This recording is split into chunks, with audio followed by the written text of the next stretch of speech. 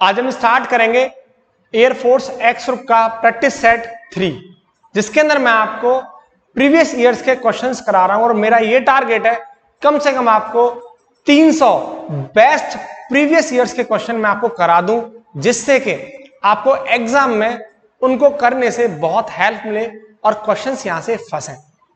इसलिए वीडियो को आप जरूर कंप्लीट देखिए, क्या पता इनमें से कौन सा क्वेश्चन आपके एग्जाम में आपकी कंप्यूटर स्क्रीन पर आ जाए। इसलिए फोकस होकर सारे के सारे क्वेश्चंस को देखो। ठीक है, तो स्टार्ट करते हैं आज का प्रैक्टिस सेट। अब देखो क्वेश्चन नंबर 1 और 2। पहला क्वेश्चन बोल रहा है कि प्लांक्स कांस्टेंट यानी प्लांक्स नियतांक का डायमेंशनल फॉर्मूला यानी विभव सूत्र आपको बताना है। बच्चों ये क्वेश्चन एक्स ग्रुप में पूछा जा चुका है। ठीक है, देखो प्लांक्स कांस्टेंट को हम एच से दर्शाते हैं। किससे रिप्रेजेंट करते हैं? एच से। तो प्लांक्स कांस्टेंट का जो फॉर्मूला वो आता है यहां से, E बराबर एच न्यू। E क्या है? एनर्जी यानी ऊर्जा है। एनर्जी बोले तो ऊर्जा। ये H जो है ना, इसे बोलते हैं हम प्लांक्स कांस्टेंट। क्या बोलते हैं इसको? प्लांक्स कांस्टेंट, प्लांक्स नियतांक। और ये म्यू क्या है? फ्रीक्वेंसी। क्या है ये? आवृत्ति। क्या है ये? आवृत्ति। अब हमें पता है फ्रीक्वेंसी का जो फॉर्मूला है टाइम पीरियड के साथ क्या है? ये है फ्रीक्वेंसी बराबर 1/t। अब जरा देखो, क्या मैं इसको E बराबर h/t लिख सकता हूं? ठीक है, अब h अगर हमें निकालना हो तो क्या कर दो? क्रॉस मल्टीप्लाई, तो h बराबर आ जाएगा E.t, E इंटू टी। ठीक है, अब एनर्जी की यूनिट क्या हो जाएगी? जूल, और टाइम की क्या हो जाएगी? सेकेंड। तो बच्चों याद रखना, हमेशा मैं बताता हूं और फिर अब बता रहा हूं कि जो प्लांक्स कांस्टेंट यूनिट होती है वो होती है जूल सेकंड। क्या होती है? Joule second. ये सब रिलेशन याद करने की जरूरत नहीं पड़ेगी, याद रखना जूल सेकंड इसकी यूनिट होती है। अब देखो जूल का डायमेंशनल फॉर्मूला क्या होता है? ml/t-2। और सेकंड का क्या होता है बच्चे? सेकंड का होता है t। तो ये आ गया आपका t-1, तो ये आ जाएगा ml/t-1। ठीक है, तो इसका ऑप्शन होगा, option B is correct, ml/t-1। ठीक है, इसका ऑप्शन होगा बी इज करेक्ट। क्लियर है? अब देखो, इस प्लांक्स कांस्टेंट की कई बार अपने एग्जाम में यूनिट भी पूछी जा चुकी है, यानी वैल्यू, यूनिट नहीं वैल्यू, इसका मान पूछा जा चुका है। तो बच्चे इसका मान होता है 6.62 इंटू 10⁻⁻34 जूल सेकेंड। ये भी ध्यान रखना ना, ये इसकी यूनिट वैल्यू है 6.62 इंटू 10⁻34 जूल सेकेंड। क्लियर है? अब देखो नेक्स्ट क्वेश्चन है। अब हमसे बोल रहा है कि which of the following does not have similar dimension. इन चारों में से, ये आपको चार ऑप्शन दिख रहे हैं, ए बी सी डी, इन चारों में से किसका डायमेंशन समान नहीं है, ये हमें बताना है। ठीक है, तो देखो इसको मैं रफ कर रहा हूं, इसको नोट कर लो। हो गया नोट?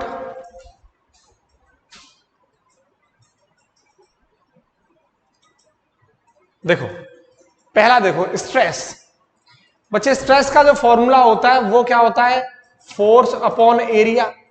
और ये क्या है? प्रेशर।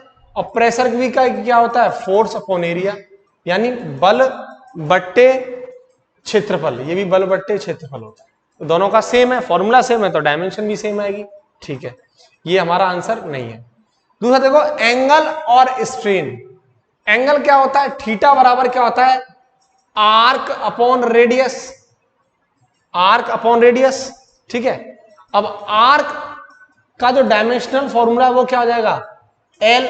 रेडियस का भी क्या हो जाएगा? एल। तो एल से एल खत्म हो गया, तो इसका डायमेंशनल फॉर्मूला आ जाएगा m0 l0 और t0, यानी ये डायमेंशनल लेस होगा।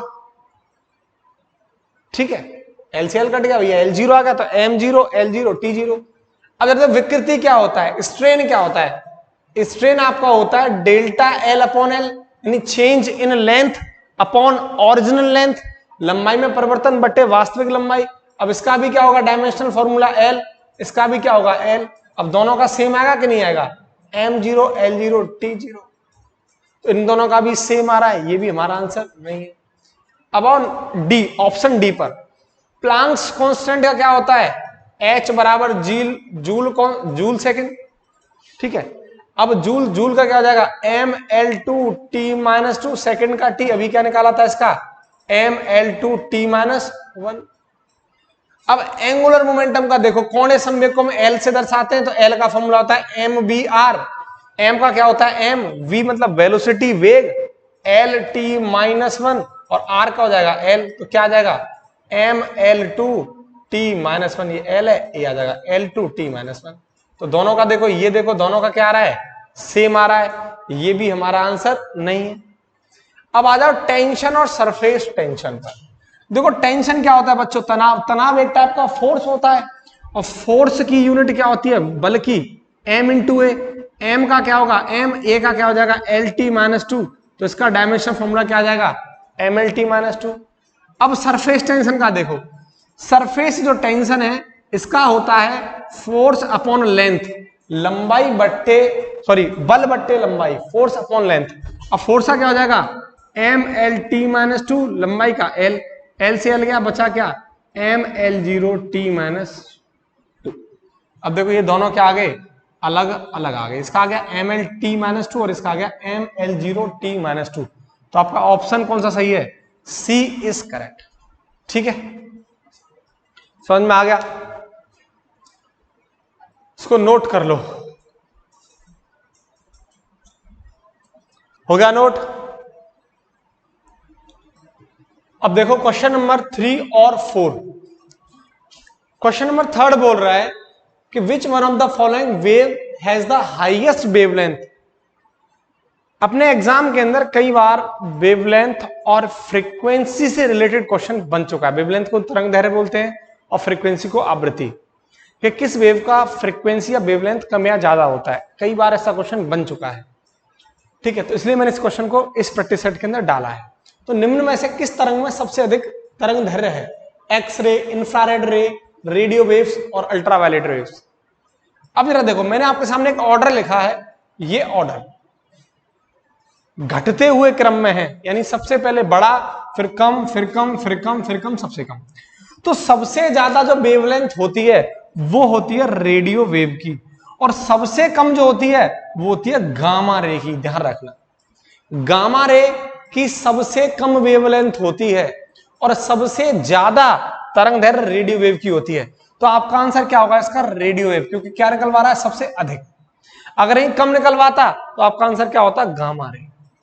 बात समझ में आ रही है, सबसे ज्यादा इसकी, फिर उससे कम, उससे कम, फिर उससे कम, फिर उससे कम, फिर उससे कम, और सबसे कम किसकी है, गामा रे की। अब जरा देखो, हमारे पास एक रिलेशन होता है फ्रीक्वेंसी बराबर वी सी अपॉन लेमडा, या मैं अगर स्पीड ऑफ लाइट की बात करूं तो सी अपॉन लेमडा, ये हमारे पास एक रिलेशन होता है। अब जिसकी वेवलेंथ ज्यादा होती है उसकी फ्रीक्वेंसी क्या होती है, कम, सीधी सी बात है। जिसकी वेवलेंथ ज्यादा होती है उसकी फ्रीक्वेंसी क्या होती है, कम। अब वेवलेंथ कम किसकी है, गामा की। जिसकी वेवलेंथ कम होगी, जिसकी वेवलेंथ कम होगी उसकी फ्रीक्वेंसी क्या होगी, ज्यादा। तो फ्रीक्वेंसी ज्यादा किसकी होगी, गामा की, और सबसे कम फ्रीक्वेंसी किसकी होगी, रेडियो वेव की। इस रिलेशन से समझ में आ रहा है, मतलब सीधा सीधा है कि जो रेडियो वेव है, रेडियो, उसकी ज्यादा वेवलेंथ होती है किससे, गामा रे से।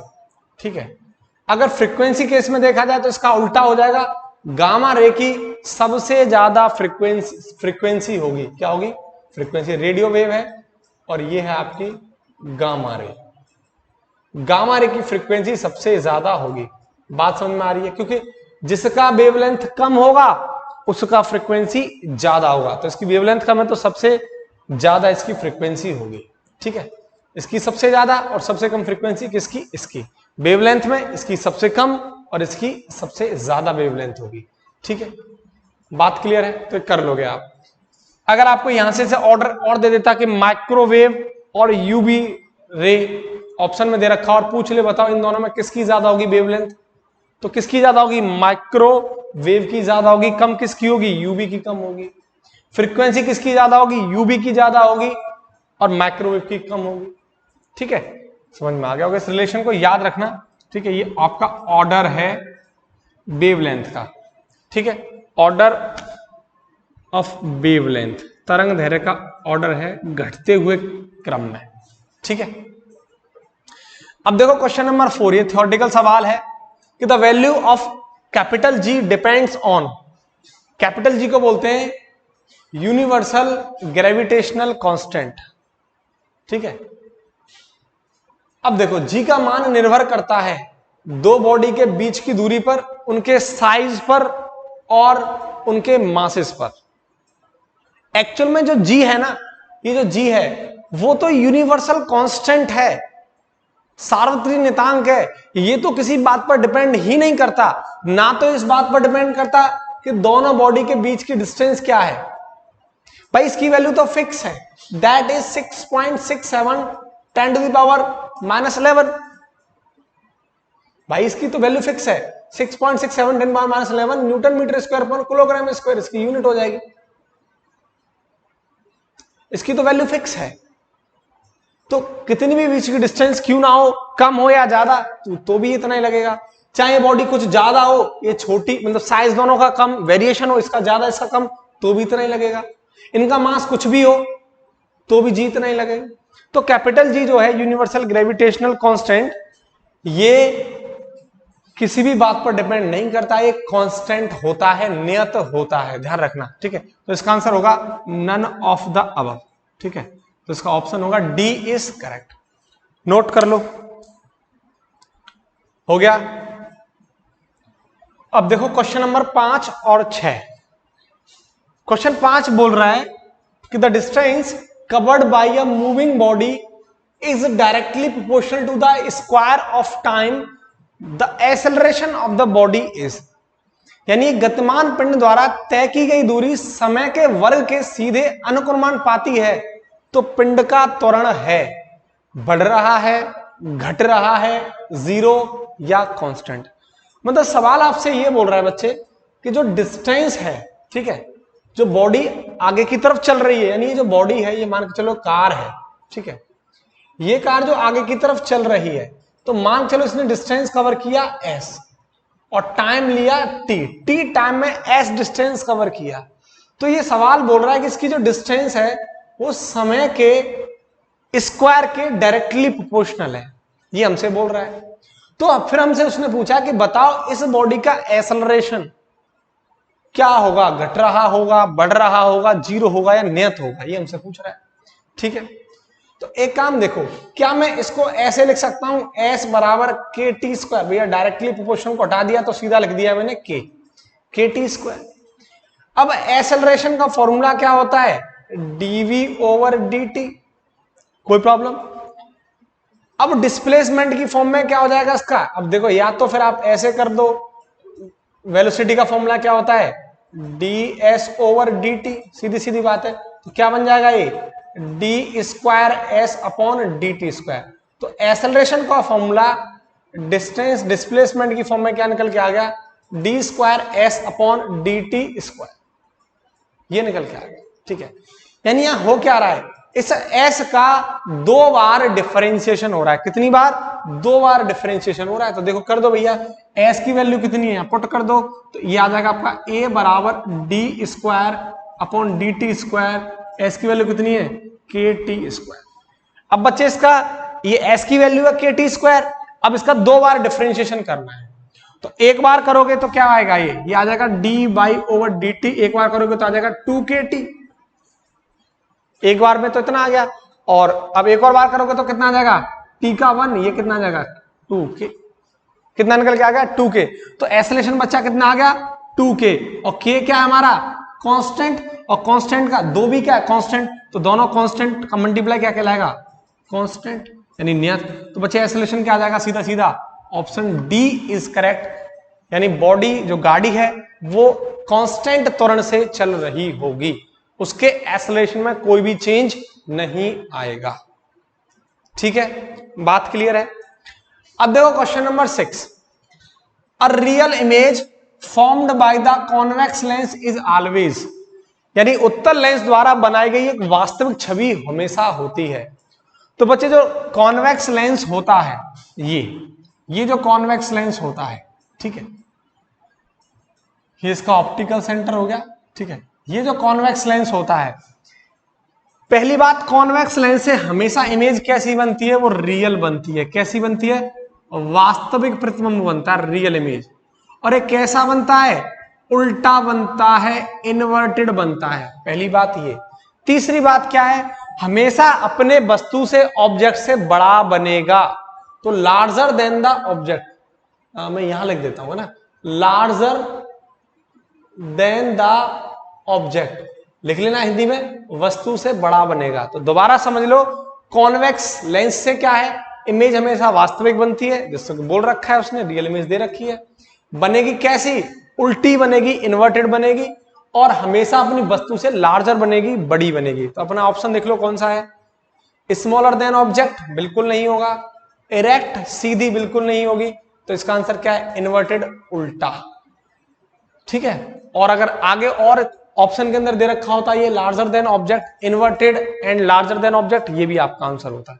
ठीक है, याद रखना, लार्जर देन यानी ऑब्जेक्ट से हमेशा बड़ी बनेगी, उल्टी बनेगी और रियल बनेगी। ये आपकी कॉन्वेक्स लेंस से बनती है। ठीक है, तो अच्छे से नोट करो। इसके बाद फिर नेक्स्ट का हो गया।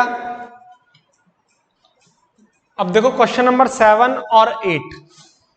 क्वेश्चन 7 बोल रहा है कि the linear momentum of a body is increased by 10%, यानी किसी एक पिंड का रैखिक संवेग में 10% की वृद्धि की जाती है।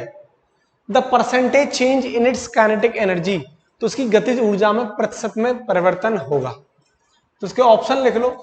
ऑप्शन पहला दे रखा है 11%, ऑप्शन बी 21%, ऑप्शन सी 10% और ऑप्शन डी है इसका 50%। ठीक है, अब देखो बच्चों, कोई बॉडी है और उसका जो रैखिक संवेग है, लीनियर मोमेंटम 10% बढ़ा दिया जाता है। मतलब पहले उसका जो मोमेंटम है वो P1 है, इसे क्या बोल रहे हैं? PI लिख दो या P1 लिख दो, PI लिख दो। ये है आपका इनिशियल मोमेंटम, यानी प्रारंभिक रेखीय संवेग। और बाद में जो मोमेंटम है उसे क्या बोल रहा हूं? फाइनल मोमेंटम, यानी अंतिम रेखीय संवेग। तो बच्चों जो फाइनल मोमेंटम है वो क्या है? पहले कितना था? Initial momentum PI। अब ये इसका बढ़कर कितना और हो गया भाई? पहले मोमेंटम कितना था? इतना। इनिशियल मोमेंटम इतना था PI, अब बढ़कर और कितना हो गया? 10%। किसका? पहले का। तो 10% ऑफ पहला, पहला कितना? PI। इसको लिखने का तरीका समझ रहे हो? यानी बाद में अब जो मोमेंटम हुआ है वो पहले का 10% और बढ़ गया, यानी पहले P1 था ही था, अब उसका 10% और बढ़ गया, प्लस 10% ऑफ PI। अब जरा देखो, इसको सॉल्व कर लो। PI प्लस ये आपको आ जाएगा 10/100%, को सॉल्व कर लो, आ जाएगा 100 PI। तो 10 एकदम 10 बचा, ये आ जाएगा 10 P1 प्लस PI, तो ये आ जाएगा 11 PI अपॉन 10। ये आ गया हमारे पास फाइनल। P फाइनल बराबर आ गया 11 PI अपॉन 10। इतनी बात क्लियर है? अब हमारे पास गतिज ऊर्जा यानी काइनेटिक एनर्जी का क्या रिलेशन होता है बच्चे? काइनेटिक एनर्जी का हमारे पास रिलेशन होता है P² upon 2m, P² upon 2m। अब सवाल के अंदर हमें मोमेंटम की बात कर रहा है, तो मास तो में कांस्टेंट दे रखा है, तो सीधा सीधा यहां से हमें क्या मिल जाएगा कि काइनेटिक एनर्जी मोमेंटम के लीनियर मोमेंटम पे डायरेक्टली प्रोपोर्शनल होगा। तो बच्चे इस बात को कैसे लिख सकता हूं मैं? इसको अब ऐसे लिख सकता हूं भाई, final kinetic energy upon initial kinetic energy बराबर final upon initial linear momentum का होल स्क्वायर। लिख सकता हूं इसको इस तरीके से। अब जरा देखो, फाइनल मोमेंटम कितना है? 11 PI अपॉन 10, तो यहां मैं पुट कर सकता हूं PF की जगह, तो 11 PI अपॉन 10 अपॉन ये आपका PI का होल स्क्वायर। ये इनिशियल मोमेंटम से खत्म, 11/10 का स्क्वायर कितना हो जाएगा? 121 अपॉन 100। तो बच्चे यहां से एक रिलेशन सीधा सीधा तुझे दिख रहा है कि फाइनल काइनेटिक एनर्जी बराबर क्या आ गया? 121/100 इंटू इनिशियल काइनेटिक एनर्जी। बोल कोई दिक्कत? इतनी बात क्लियर है? अब हमसे किस में निकलवा रहा है? काइनेटिक एनर्जी बोल रहा है कितना प्रतिशत परिवर्तन होगा। इसके लिए बच्चे हमारे पास एक फॉर्मूला होता है, ध्यान रखना, percentage change in kinetic energy में हमारा जो फॉर्मूला होता है वो होता है final kinetic energy minus initial kinetic energy upon initial into 100%। सीधा सीधा ये फॉर्मूला होता है जब भी चेंज निकालना हो, परसेंटेज चेंज निकालना हो, प्रतिशत परिवर्तन निकालना हो गतिज ऊर्जा में। अब फाइनल कितना है हमारे पास 121/100, ये आ गया हमारे पास 121/100 KI माइनस KI इंटू 100। अब देखो KI आप कॉमन ले लोगे तो यहां से खत्म, तो पूरा KI फिनिश। बचा क्या, ये बचा 121/100 माइनस 1 इंटू 100, ये बचा हमारे पास। तो इसको जब सॉल्व करोगे तो इधर जाएगा, बचेगा 100, यानी 21/100 गुणा 100%। तो कितना आ गया आपके पास 21%। तो आपका ऑप्शन होगा बी इज करेक्ट, 21%। ठीक है, देखो पिछली बार जब एयरफोर्स का एग्जाम होने वाला था, हमारा अप्रैल में हमारा एग्जाम होने वाला था, फिर कोविड की वजह से पोस्टपोन्ड हो गया। तो उस टाइम पर मैंने यूट्यूब पर एक सीरीज स्टार्ट की थी जिसमें 6 वीडियोस में ला पाया था तब तक। उसमें एक वीडियो थी वर्क पावर एनर्जी की, और उसमें मैंने ऐसे सवाल को करने का आसान तरीका सिखाया था, परसेंटेज के जितने भी सवाल हैं। बच्चों अगर आपने वो वीडियोस देख ली, 6 वीडियोस हैं, एक तो रेडियो एक्टिविटी की है, रेडियो सक्रियता की है, और ग्रेविटेशन की है, वर्क पावर एनर्जी की है, सरफेस टेंशन की है, प्रस्थानाव की, यानी जहां से क्वेश्चन बनता है एग्जाम के अंदर, वो मैंने टॉपिक वहां कराए थे। मैं यहां पर आपको आई बटन पर, यहां मैं आई बटन दे दूंगा, इस पर जाके क्लिक कर लेना, यहां उसका पूरा वीडियोस आपको मिल जाएंगे उसके अंदर। ठीक है, तो जरूर देखना उस वीडियो को, उसके अंदर कई पार्ट है, आप देखना वर्क पावर एनर्जी वाला पार्ट। ठीक है, जिसमें मैंने परसेंटेज के क्वेश्चन करा रखे हैं। ठीक है, कोई प्रॉब्लम हो गया तो मैं इसको रफ कर रहा हूं।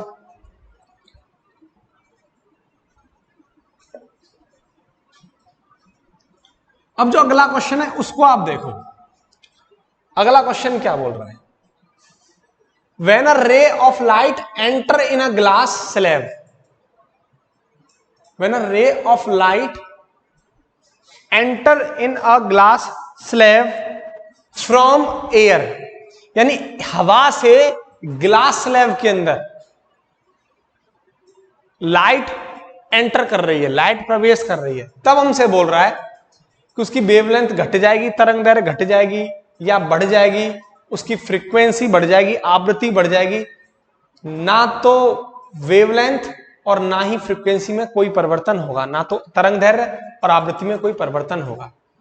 देखो इस टाइप के सवाल बनते हैं एग्जाम के अंदर। ठीक है, तो बच्चों देखो एयर से कहां जा रही है, ग्लास स्लैब के अंदर। तो एयर क्या हमारा रेयर मीडियम हो गया, यानी विरलन, सॉरी हो गया आपका विरलन माध्यम, विरलन माध्यम, रेयर मीडियम। और बच्चे ग्लास स्लैब क्या होगा, डेंसर मीडियम, डेंसर मीडियम, इसे हिंदी में बोलते हैं हम सघन माध्यम। क्या बोलते हैं, सघन माध्यम। अब देखो लाइट कहां से कहां जा रही है, रेयर से डेंसर में जा रही है। तो ऐसे केस में क्या होगा, जब लाइट एयर से डेंसर में जा रही है तो ऐसे केस में हमेशा वेवलेंथ बच्चे क्या होगी, घटेगी। क्या होगी, घटेगी, तरंग दैर्घ्य घटेगी। पहली बात तो ये तरंग दैर्घ्य घटेगी। अच्छा अगर इसका उल्टा होता, अगर डेंसर से रेयर में जा रही होती तो वेवलेंथ बढ़ जाती, तरंग दैर्घ्य बढ़ जाती।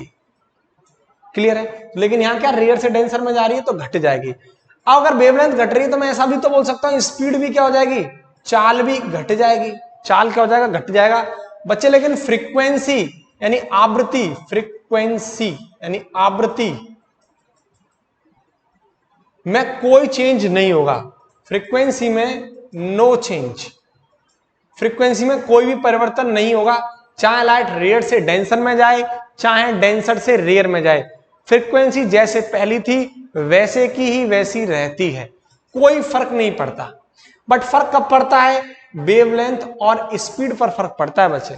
अगर रेयर से डेंसर में जा रहे हैं तो घट जाएगी और स्पीड भी उसकी घट जाएगी। अगर इसका उल्टा कर दोगे, डेंसर से रेयर में जाओगे तो बढ़ जाएगी और स्पीड भी बढ़ जाएगी। तो इसका आंसर देख लो क्या होगा, इसका आंसर होगा इसकी वेवलेंथ घट जाएगी।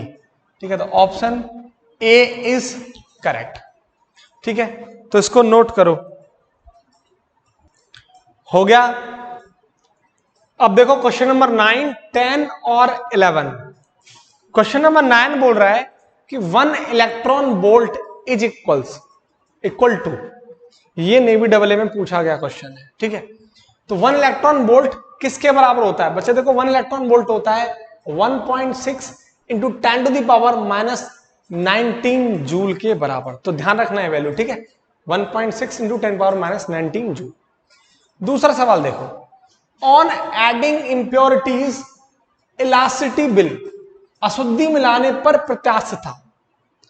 अब बच्चों देखो जो इलास्टिसिटी है ना वो दो बातों पर डिपेंड करती है, एक तो टेम्परेचर पर और एक इंप्योरिटीज पर। टेम्परेचर का तो सवाल नहीं है, लेकिन मैं हमेशा, आप देखते हो एक क्वेश्चंस में से जितने क्वेश्चंस बनने की पॉसिबिलिटी होती है वो सारे कॉन्सेप्ट आपको कराता हूं मैं, ठीक है। तो देखो इंप्योरिटी का केस देख लेते हैं। अब तुम्हारा जो मैटर है, जो पदार्थ है, अगर उससे ज्यादा इंप्योरिटी के अंदर इलास्टिसिटी हुई तो इलास्टिसिटी बढ़ेगी, और जो पदार्थ आपका है उसके अंदर जो आप इंप्योरिटी डाल रहे हैं उसकी इलास्टिसिटी कम हुई, आपके पदार्थ से कम हुई, तो इलास्टिसिटी घटेगी।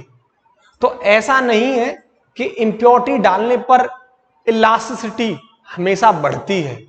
सुन लो मेरी बात, वो डिपेंड करता है कि आपकी इंप्योरिटी, आपकी अशुद्धि आपके पदार्थ से जिसमें आप डाल रहे हैं उससे कम है या ज्यादा इलास्टिसिटी है उसके अंदर। अगर आपके पदार्थ से जिसमें आप इलास्टिसिटी डाल रहे हैं उससे ज्यादा इलास्टिसिटी है तो इलास्टिसिटी बढ़ेगी, उससे कम है तो घटेगी। बट लॉजिकली अगर आप इसका आंसर देना हो, अब आपको सिंपल पूछा यहां से कि ऑन एडिंग इंप्योरिटी, उसने स्पेसिफाई नहीं किया है कि आपके पदार्थ के अंदर जो इंप्योरिटी डाली जा रही है शुद्धि वो उस मैटर से, उस पदार्थ से कम है या ज्यादा, ऐसा कुछ भी जिक्र नहीं किया गया है, ठीक है। तो आपको इस टाइप के आंसर में हमेशा क्या देना है कि elasticity will be increases, option A is correct. तो इंप्योरिटी डालने पर, अशुद्धि मिलाने पर इलास्टिसिटी बढ़ जाएगी, लेकिन जब स्पेसिफाई कर दे पूरे तरीके से, ये पूछने लगे कि उस पदार्थ के अंदर जिसके अंदर हम इंप्योरिटी डाल रहे हैं, अशुद्धि डाल रहे हैं, अगर उससे ज्यादा अशुद्धि के अंदर इंप्योरिटी है तो इलास्टिसिटी बढ़ जाएगी, उससे कम है अशुद्धि के अंदर इलास्टिसिटी तो घट जाएगी।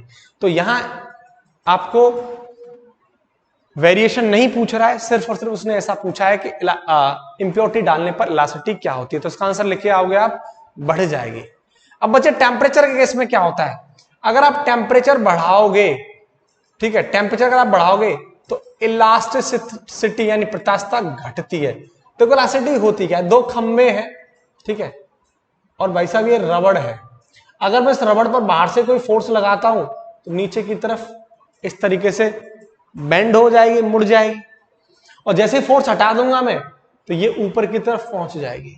अब देखो इस रबड़ को आप हीट करो, अब हीट करोगे आप तो इसके बीच के जो मॉलिक्यूल्स हैं वो दूर हो जाएंगे, नहीं हो जाएंगे, और फिर आप उस पर फोर्स लगाना तो दोबारा से अपनी जगह पर नहीं पहुंच पाएगी रबड़, यानी इसकी इलास्टिसिटी क्या हो गई, कम हो गई। तो टेम्परेचर बढ़ाने पर बच्चे इलास्टिसिटी घटती है और इंप्योरिटी के केस में इलास्टिसिटी बढ़ती है इंप्योरिटी मिलाने पर।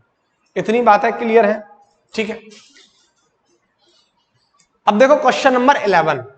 क्वेश्चन बोल रहा है कि when sand is gently poured over a spinning disc its angular velocity, यानी जब एक घूमती हुई डिस्क पर धीरे से रेत डाल दिया जाता है तो इसका कोणीय वेग, देखो डिस्क घूम रही है इस तरीके से, है ना, एक डिस्क है, ये एक डिस्क है और एक घूम रही है भाई साहब, ठीक है, घूम रही है। अब आप इस पर रेत डाल दो तो आप बताओ इसकी स्पीड यानी एंगुलर जो वेलोसिटी है वो क्या हो जाएगी, कम हो जाएगी, सीधी सी बात है।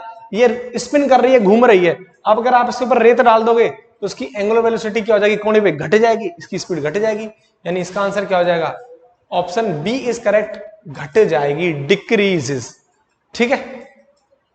तो नोट करो इनको, फिर आगे के क्वेश्चंस देखते हैं। हो गया। अब देखो क्वेश्चन नंबर 12 और 13। क्वेश्चन 12 बोल रहा है कि यदि a बराबर 3i cap plus 4j cap and b बराबर 6i cap plus 8j cap, तो इनमें से कौन सा सही नहीं होगा, इन चार ऑप्शन में से कौन सा सही नहीं है, विच of the following is not true.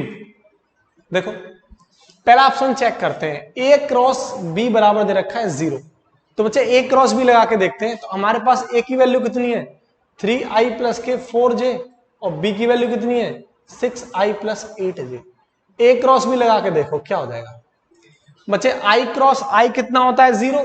अब इसका आई का जे के साथ करो तो कितना हो जाएगा 24 और आई क्रॉस जे कितना हो जाएगा के कैप। अब आ जाओ 4J पे, 4J का आई के साथ करो तो 4J का आई के साथ यानी 24 आ जाएगा आपका प्लस 24 और जे क्रॉस आई कितना हो जाता है माइनस का के कैप और जे के साथ जे का कितना हो जाएगा 0। तो ये पूरा सीधा क्या बन जाएगा, ये माइनस हो जाएगा प्लस माइनस माइनस और 24 माइनस 24 क्या हो जाएगा 0। ये तो सही है, यानी ए क्रॉस बी 0 ही आएगा। अब a अपॉन बी बराबर 1/2। अब इसका a निकालना कितना आ जाएगा, a निकाल दो इसका रूट, ये a निकल के आ जाएगा इसका 3 का स्क्वायर 9, 4 का स्क्वायर 16, 16 9 25 और रूट 25 कितना होता है 5। अब b निकाल दो ऐसे ही रूट में, 6 का स्क्वायर 36, 8 का स्क्वायर 64, ये बन जाएगा 100 और 100 को रूट में सटाओगे तो कितना आ जाएगा 10। अब a अपॉन बी कितना हो जाएगा बच्चे 5/10, ये आ जाएगा 5 एकड़ 5 5 दूनी 10 1/2। ये भी सही है, ये भी सही है। अब इनमें सभी गलत तो कोई नहीं निकल के आया। और देखो a बराबर भी कितना आ गया, बी ऑप्शन a बराबर 5, a की वैल्यू 5 है, ये भी सही है। अब स्कोर चेक कर लो, a डॉट बी निकाल के देखो आप, a डॉट बी निकाल के देख लो। अब देखो i का i के साथ करेंगे तो 1 i cross i dot i 1 होता है तो 6 18 प्लस i का j के साथ करेंगे तो 0 i डॉट j 0 हो जाएगा प्लस j का i के साथ करेंगे तो कितना हो जाएगा 0 भाई j डॉट i 0 होता है। अब j का j के साथ करेंगे तो 1 यानी 8 32 प्लस 32 और 18 32 कितना हो जाएगा 50, यानी a डॉट b कितना निकल के आएगा 50 निकल के आएगा। और यहां कितना दे रखा है 48, यही सही नहीं है, जो कि हमारा आंसर कौन सा होगा ऑप्शन डी इज करेक्ट। बोलो कोई प्रॉब्लम, ठीक है। अब अगला वाला जो क्वेश्चन है एयरफोर्स एक्स ग्रुप में भी पूछा जा चुका है, कोस्ट गार्ड ने भी पूछा है और डबल ए ने भी पूछा है, डबल SSR में भी पूछा गया सवाल है। देखो बोल रहा है कि द डेंसिटी ऑफ वाटर यानी पानी का घनत्व will be maximum if its temperature, यानी किस टेम्परेचर पर पानी का घनत्व मैक्सिमम होता है, अधिकतम होता है, किस ताप पर पानी का टेम्परेचर मैक्सिमम होता है। सबको आंसर याद होगा, ऐसा करना है 4 डिग्री सेल्सियस, यानी 4 डिग्री सेल्सियस पर पानी का जो डेंसिटी है, ठीक है, यानी घनत्व वो मैक्सिमम होता है।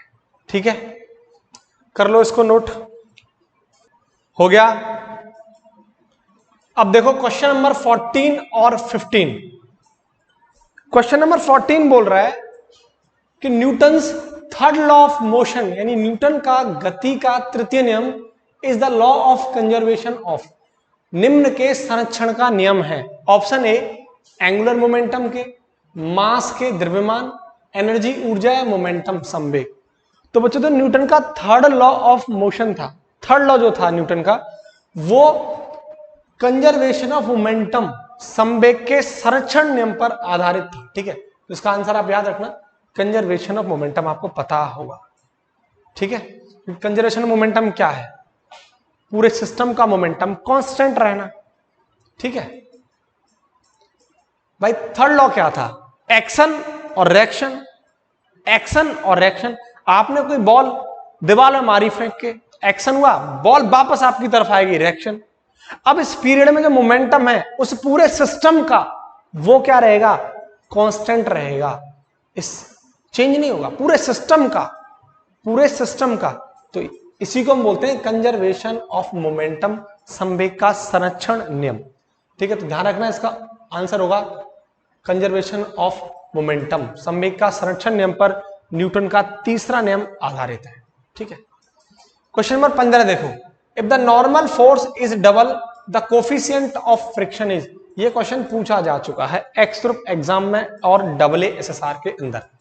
तो बच्चा बोल रहा है normal force is double the coefficient of friction is, तो घर्षण गुणांक हमसे पूछ रहा है अगर सामान्य बल को दोगुना कर दिया जाए। बच्चों ये बॉल, ये हमारे पास कोई बॉक्स है, ये सतह पर रखा हुआ है, हमें पता है नॉर्मल रिएक्शन फोर्स ऊपर लगता है और नीचे क्या लगता है, gravity force, that is mg, यही होता है सामान्य बल। अब कोफिशिएंट ऑफ फ्रिक्शन क्या है, F बराबर म्यू इंटू एन, एन क्या है नॉर्मल फोर्स सामान्य बल, F क्या है घर्षण बल और म्यू क्या है आपका घर्षण गुणांक। बच्चों जो घर्षण गुणांक होता है म्यू, वो नॉर्मल फोर्स पर डिपेंड ही नहीं करता, कितना भी लगे से कोई फर्क ही नहीं है भैया। ये तो इस बात पर डिपेंड करेगा कि आपकी सतह जिस पर ये बॉक्स रखा हुआ है वो सतह कितनी रफ है और कितनी स्मूथ है, यानी कितनी चिकनी है और कितनी खुरदरी है। भैया ज्यादा चिकनी होगी तो म्यू की वैल्यू कम होगी और ज्यादा खुरदरी होगी तो म्यू की वैल्यू ज्यादा होगी। तो म्यू तो सिर्फ इस बात पर डिपेंड करता है, यानी घर्षण गुणांक तो इस बात पर डिपेंड करता है कि आपकी जो सतह है वो कितनी चिकनी है या खुरदरी है। ये नॉर्मल रिएक्शन फोर्स पर डिपेंड नहीं करता है। 50 लगे, 100 लगे, 200 न्यूटन लगे, कुछ भी लगे, कोई फर्क नहीं पड़ेगा। तो ये तो सिर्फ किस पर डिपेंड कर रहा है कि आपकी सतह कितनी चिकनी है और कितनी खुरदरी है। खुरदरी होगी तो म्यू की वैल्यू ज्यादा होगी और चिकनी होगी तो म्यू की वैल्यू कम होगी। ठीक है, तो इसका आंसर क्या हो जाएगा? Not change. Option A is correct. Normal reaction यानी सामान्य बल का कोई भी फर्क नहीं पड़ेगा म्यू पर। ठीक है, तो आज का हमारा टारगेट 15 क्वेश्चन का ये भी क्लियर हो गया। और आपने इसके अंदर देखा होगा कि प्रीवियस ईयर्स के क्वेश्चन चाहे एक्सरूप के हो, डबल SSR के हो, वो मैंने डाले हैं। हर सेट के अंदर मैं क्वेश्चंस ला रहा हूं आपको। प्रीवियस ईयर्स के जितने भी क्वेश्चंस मुझसे हो पा रहे हैं वो मैं आपके लिए सिलेक्ट करके ला रहा हूं। अभी क्वेश्चंस के बीच में मैंने आपसे एक बात बताई थी कि मैंने एयरफोर्स के बीच में जब हमारा पहले एग्जाम अप्रैल में होने वाला था, पोस्टपोन्ड हो गया था, उस बीच मैंने एक सीरीज स्टार्ट की थी जिसमें सिर्फ और सिर्फ 6 वीडियो है। एक प्लेलिस्ट है, उसको मैं यहाँ आई बटन पर क्लिक कर लेना, अब आ रही होगी आपके सामने, उस पर क्लिक कर लेना। ठीक है, और उसके अंदर आप 6 वीडियोस देखोगे। एक तो सरफेस टेंशन की है, प्रस्थानाप की है, ठीक है, कैपलर ई पर जहां से क्वेश्चन बनता ही बनता है, केस पत्तों पर। दूसरा रेडियो एक्टिविटी की है। ठीक है, इस तरीके की मैंने वर्क पावर एनर्जी पे, इस तरीके के वहां मैंने चैप्टर वाइज शॉर्ट वीडियोस कराई हैं, तो वो आप जरूर देखें। आपके कॉन्सेप्ट बहुत आसान तरीके से क्लियर हो जाएंगे। ठीक है, तो मेहनत करते रहिए, आपका सिलेक्शन इस बार जरूर होगा। अगर मेहनत करेंगे ईमानदारी से तो सिलेक्शन जरूर होगा। ठीक है, और वीडियो को ज्यादा से ज्यादा लोगों को जरूर शेयर करें।